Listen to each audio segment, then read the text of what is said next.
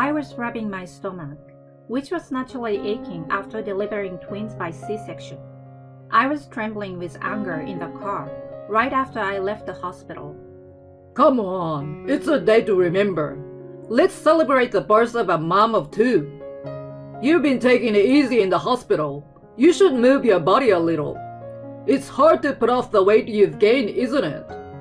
Why does this man think that a body of a woman who has had her stomach cut open fully recover in just a few days? And why does this man always decide things on his own without consulting me? Oh, that's right. He's crazy. So I wanted to talk to you about something. When I heard the words that came out of my husband's mouth after this, and when I learned what the mom of two really meant, something snapped inside me. My name is Emma, 32 years old. I'm a housewife who works part-time at a nearby supermarket. When I first got married, I thought that children would come naturally. However, it seems that my body has difficulty conceiving, so I started treatment when I was 30 years old. The side effects began to make me sick, so in order to focus, I originally worked full-time as an office worker, but resigned a short time after treatment began. The treatment was difficult at times, but my husband Vicente supported me through it. I am now pregnant with a child I have dreamed of for so long. To my surprise, I found out that we are having twins. In contrast to my joy, something worrisome happened soon after I became pregnant. What? Is Aurelia coming back? Unlike my stern face, my husband told to me one day without changing his expression. Aurelia was my husband's childhood friend. I had met her once at a wedding. I heard that their houses were close and she and my husband grew up together like siblings. However, I only remembered her as an insane woman. It was on the day of the wedding. I was nervous in the waiting room when Aurelia and my parents-in-law appeared out of the blue and said, "Anything you don't understand about Vicente, you can ask me. I know Vicente better than anyone else." I had never met Aurelia before, so it was only natural to think, who is this person? My head was in turmoil. "Well, it's nice to meet you." I smiled bitterly and glanced at my mother-in-law for help. My mother-in-law seems to have noticed my glance. "I will introduce her to you. This is Vicente's childhood friend, Aurelia." Childhood friend? Why did they bring a childhood friend into the waiting room? I didn't understand the behavior of the in-laws, but I didn't understand Aurelia either. "Oh, I see. Hi, I'm Emma. And don't worry, I will ask Vicente himself about what I don't know about him." I smiled back at her, as her face twitched. At that time, I had thought Aurelia had feelings for my husband, so I was determined not to get defeated. But soon, I was told that Aurelia was married, and all I could think was that she was a strange woman. My husband apologized quite a bit after the wedding, but it didn't fix my mood for a while. Thus, my memories of the wedding were made unpleasant by this woman. Fortunately, Aurelia was living far away from us because of her husband's work, so I was truly relieved. However, she was now coming back to her hometown because of her husband's job transfer. To be honest, I was not in the least bit happy about it. My husband and I had rented a house near my parents-in-law's house. It seems that Aurelia and her husband also rented a place near her parents' house, so we were to be neighbors. Why did they go through the trouble? I was disappointed, but Aurelia's attitude toward me was surprising. "I'm sorry about what I said at the wedding.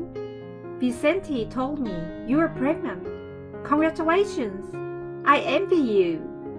I'm going through some treatments too, but it's not easy." I looked at Aurelia, a little downcast, and recalled myself in the past. Well, it was impossible for me not to see Aurelia and her husband at all. And Elton, Aurelia's husband, seemed like a very nice man. Aurelia seems to love her husband, and there seems to be nothing going on between her and Vicente. Still, the bad memories of the wedding will never disappear. Time can't be turned back. I would ostensibly talk to Aurelia, but I had no intention of opening up to her at all. Meanwhile, the twins were growing well, and my husband was doing a great job with the housework. I'm sure having twins will be very difficult. I'm worried about your body, but I hope you give birth to healthy twins. He also worried about my health like that too.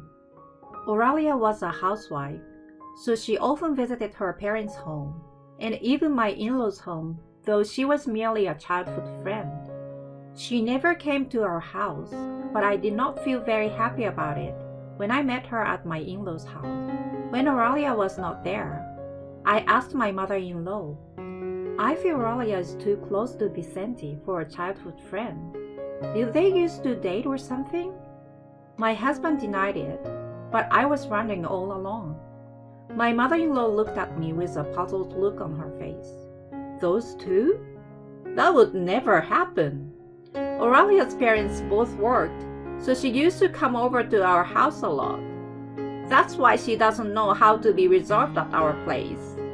From your point of view, I understand you don't feel good about her, but our family can shoo her away. I couldn't help but wonder why my mother-in-law sighed as she said this. Toward the end of the pregnancy, we found out that the twins were girls. Let's go shopping for all the baby stuff on our next day off. My husband was in a good mood, and I was happy and looking forward to it too. But on the day, those two instantly erased these feelings. When I got out of the car and headed toward the entrance of the store, "Hey, I'm here! I'm so tired of waiting for you!" There was Aurelia, smiling and waving at us. What? Why is she here? Sorry we're late. It's just that the road was so crowded. My husband, who was standing next to me, called out to Aurelia, as if it were a matter of course. My husband had arranged to meet up with Aurelia without consulting me. It didn't make sense to me, and of course, it made me angry. I have to go to the restroom. After Aurelia left, I asked, "Hey, why is Aurelia here? I thought we were going to buy stuff for our babies, just the two of us. Why would you do something so selfish?" I was so frustrated that I had tears in my eyes, and yet, my husband replied, She says she wants to buy baby stuff too. She's got good taste, so she will be able to pick out something much better than me. I know you're suspicious of us, but we really don't have that kind of relationship. I'm sure you will understand that Aurelia is a nice person if you get to know her. I felt nothing but discomfort. Who didn't think anything of this situation? Baby stuff. Is Aurelia pregnant too? I haven't heard anything about it. My husband looked aghast at my words and continued. Oh yeah, she wants to buy something for her future baby. Soon after, Aurelia came back.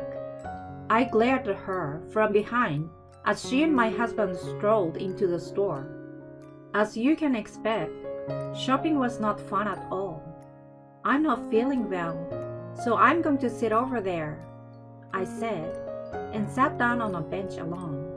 I saw them shopping happily and started to feel sick, even though my morning sickness should have stopped. What is with them?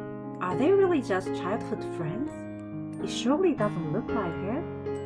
I didn't want to be annoyed, but their presence was just increasing my stress level. Then, I delivered my twin daughters safely by C-scan as planned. My husband cried and he rejoiced, and my parents and in-laws, upon receiving the call from me, thanked me. On the day I was discharged from the hospital, my husband came to pick me up. The plan that we discussed was for him to take me back to my parents' house, but the car was going in the opposite direction. "Where are you taking me?" I asked my husband as I looked at the scenery outside. Can we stop by at our house? I've actually prepared something for you. I've invited my parents and Aurelia, so let's celebrate. I was nonplussed by my husband's word. I can't. You have to take me to my parents' house right now. My body isn't at its best, and it's hard for me to even sit down like this. I've got my stomach open, you know. If you want, I can show you the wound. Are you trying to have a party or something? Are you crazy? My husband said, miffed at my attitude, raised his voice. Come on, it's a day to remember. Let's celebrate the birth of a mom of two. You have been taking it easy in the hospital. You should move your body a little. It's hard to put off the weight you've gained, isn't it? This caused my daughters to start crying at the same time. My husband looked at them through the mirror. Poor babies. Look, they are crying. We're almost home, so we should take a rest, and then we'll go to your parents' house. That sounds good, doesn't it? I mean, it must be hard to take care of twins, right? So I wanted to talk to you about something. I honestly don't remember much of what happened next. All I remember is that my body was trembling with anger toward my husband. That's it. That's how far out of the norm my husband's words were. When we arrived home, my parents-in-law and Aurelia were already waiting outside. As soon as she opened the car door and saw the girls, Aurelia said, "Emma, you're being so mean to me by refusing my visitation." Which one should I choose? I slapped Aurelia's hand vigorously as she tried to touch my daughters. "What are you doing, you little prick?" She glared at me. "My precious daughters are about to be kidnapped by a strange woman. Where is the mother who doesn't protect her daughters in such a situation? Don't you dare touch my daughters!" I held my hands out as if to guard them. "What kidnapping? That doesn't sound good. I just thought it must be hard for you to take care of both of them, so I take one of them for you." "Hey, Vicente, I thought you already talked about it." I glared at Vicente. I did tell her, but Emma doesn't want to.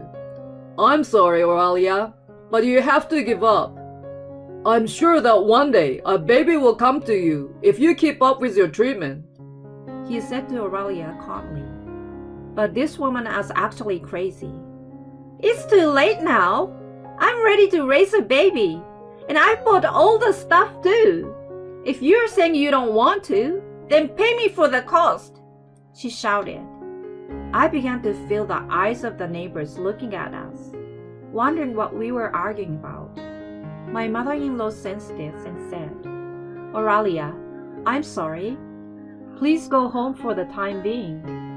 Raising a child is hard work. Emma might change her mind." "But," I continued to watch the conversation between my mother-in-law and Aurelia with cold eyes. She might change her mind? Not in a million years. "Aurelia, does Eldon know about this?" Aurelia's face turned pale at my words. "I won't forgive you if you say anything to my husband. You're so arrogant just because you became pregnant.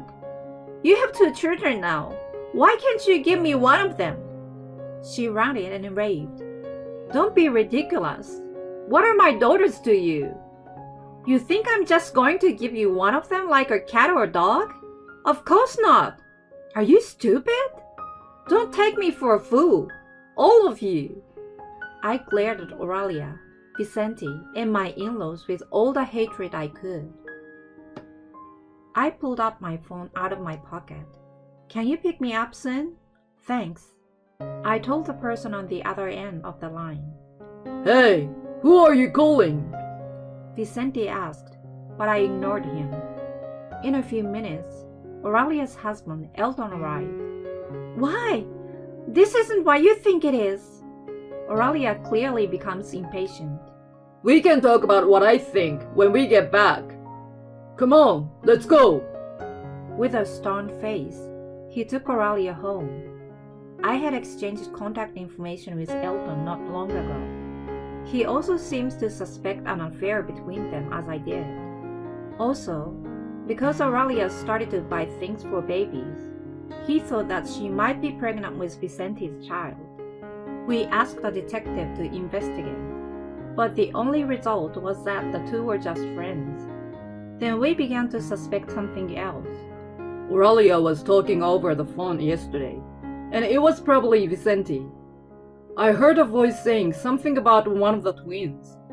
I don't want to think so, but we only found out about the plan the day before the birth. I told the hospital that I want to refuse to see anyone but my parents out of fear. Also, I proceeded to prepare for divorce, which I had been thinking about for a long time. If there is not enough evidence, it is meaningless. I wanted to get the divorce in my favor, so I intentionally kept my husband in the dark. I wanted to talk to you about something. I was thinking maybe Aurelia could raise one of the two. It would be easier for you, and Aurelia would be happy too. I think it would make everyone happy. I was able to record my husband's unbelievable suggestion in the car. I immediately sent a message to my parents asking them to pick me up. From then on, I kept Elton on the phone. They had no idea what I was doing, and they were all willingly saying that they were accomplices. Did they really think I would accept such an impossible proposal? My parents arrived shortly thereafter. As soon as they got out of the car, my father grabbed my husband. You! My mother and I desperately tried to stop my father from getting emotional. Dad, it's okay. He's not worth it. Let the lawyer take care of the rest. My father calmed down at my words. Yes, you're right. I'm sorry. Let's go home now. Today is the last time we will see these guys. I nodded to my father's word. Then Vicente said, Lawyer? The last time? Are we getting divorced? Why? We ended up not giving up our daughter, and I feel bad for the girls if they don't have a father. And there's no way you can live on your part-time income. As if taking advantage of my ranting husband, my mother-in-law follows. Yes, and I want to see my grandchildren too. Please don't decide everything on your own. We will raise our grandchildren as a family. My mother-in-law said something incomprehensible. I take a deep breath. I don't understand why you think we can still live together without getting a divorce after such an incident. I don't intend to do so. Besides, you were the one who gave up your daughter first. Are you stupid? When your daughters grow up and have children, if her husband and his family were to take them away from you, to give them to someone else because they feel sorry for her, as a father, would you be able to say that it can't be helped and hand them over? I don't think so. The look on my face at that time was so powerful that neither my husband nor my parents-in-law could say anything. My mother held me as I wavered and said, Don't you ever come near my daughter and granddaughters again. Next time, I will call the police without mercy. Vicente's father is a teacher, right? Why did your son grow up to be such a punk? It's a small town, and now, with all this attention, I hope there won't be any strange rumors. My mother snickered softly. If that happened, I'm finished. My father-in-law fell to his knees, and my mother-in-law turned pale. It's your fault, Vicente. If only you hadn't done that to Aurelia so long ago. My mother-in-law's anger was directed at my husband. But to me, it didn't matter. Emma, what are you going to do with all the baby stuff Aurelia bought? My husband asked in a pathetic voice. You two bought all that stuff on your own, and I don't think it's any good. I don't need any of that stuff. I took my time and chose everything online, and have already placed it all at my parents' house. You have nothing to worry about. You can call my lawyer for anything else. I smiled, and my husband broke down in tears. After that, my husband and I got a divorce, although it took a while. In the end, there was no romantic relationship between my husband and Aurelia. I found out that Aurelia, who was unable to get pregnant, asked Vicenti's parents to help her with this horrible plan. But why wasn't my ex-parent-in-law able to decline Auralia? The reason for this is apparently that in the past, my husband had carelessly injured Auralia to the extent that she was left with a scar. They felt guilty about that and couldn't resist her. Furthermore, I learned that Auralia had been demanding money regularly from Vicente and his parents, calling it medical expenses. It seems that Auralia's husband and Auralia's parents did not know about this, and we also found out a shocking truth. The scar had healed to the point where it was difficult to tell where they were. As soon as my ex-parents-in-law found out about this, they turned the tables and filed the lawsuits against Auralia. They claimed alimony, but Auralia's parents seemed to be sensible people, and they disowned Auralia, who cried and begged them to help her. There was little evidence of the attempted kidnapping, and I could not give them any criminal punishment for it. However, Auralia's husband and I have both been emotionally distressed because of this incident, and we filed a claim for compensation for mental anguish against them. My ex-parents-in-law shifted the blame to Auralia. Auralia said, "I was the one who was mentally deranged. It was hard when my husband kept talking about our future child. I would take a psychiatric evaluation or anything." Elton, however, was happy with his life with Auralia. After he became suspicious about her relationship with my ex-husband, he regularly recorded their conversations. "It's your fault we can't have children. You're useless," she often shouted at him. "They say you lose your shape after childbirth, and a C-section leaves scars. I'm glad I was able to have a child without having to go through the pain." Elton had successfully recorded her phone call with my ex-husband.